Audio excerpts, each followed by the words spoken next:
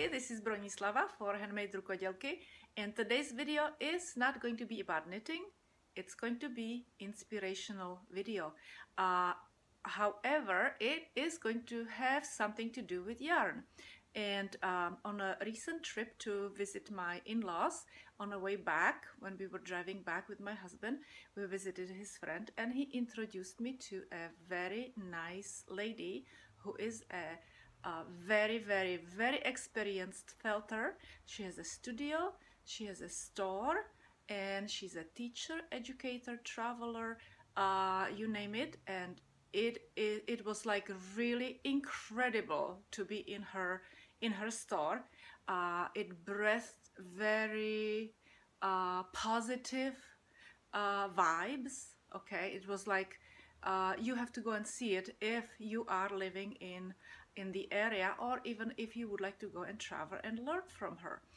She lives in Staunton, Virginia, and her name is Lisa, and I will show you a video.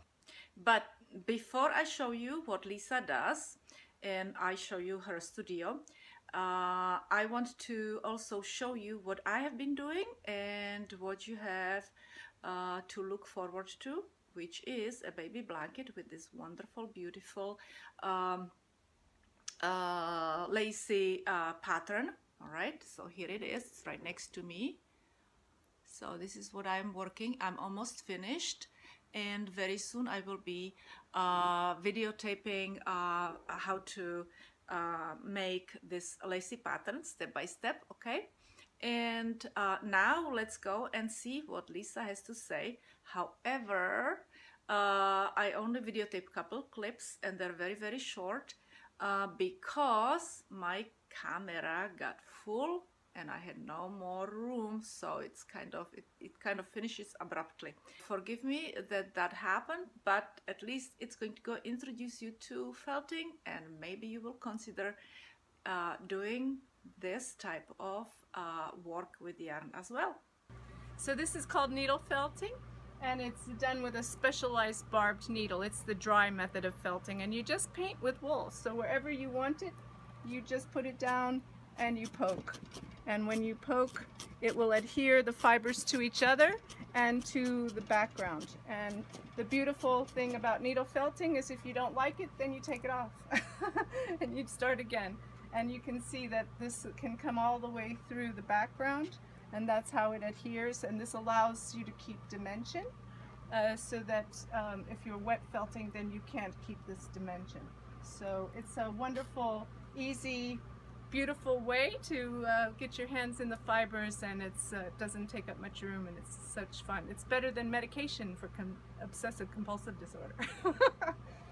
So that's needle felting. And now tell me your name. I'm Lisa Jacenich of Artful Gifts in beautiful historic wharf area of Staunton, Virginia. And I give classes for adults and children, groups and individuals. And I have the only mechanized fiber studio in the state of Virginia, and probably just a few in the country. So it's very special. Come and see. Okay. Can I go and show a little bit? Like? So this is the rolling machine.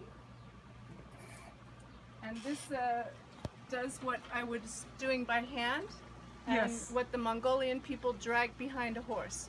And in 2012, the Mongolian government asked me to come and help their felters get mechanized. So I'm helping to create women's cooperatives in Mongolia, and this will be one of the machines that will help to make it economically viable for them to create felted products and make a living.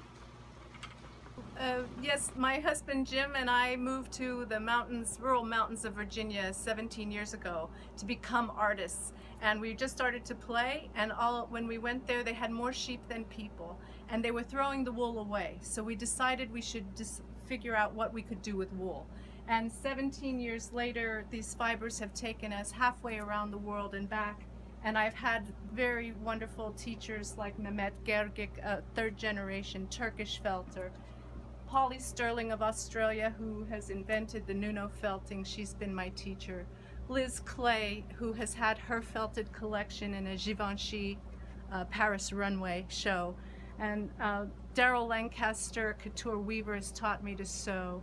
So I've had incredibly wonderful instructors all across the world, and the Mongolian people were fascinated by the color blending and the imagination that I use to create end products. So they are used to them having the felt as walls of their home, and yet to see it made into all of these different products, they were quite elated and fascinated. And so we're looking forward to helping the women there to create a wonderful way of life, and to uphold their heritage skill, which is at risk of going away because culturally they were not able to keep it up because that was all centralized in the 90s.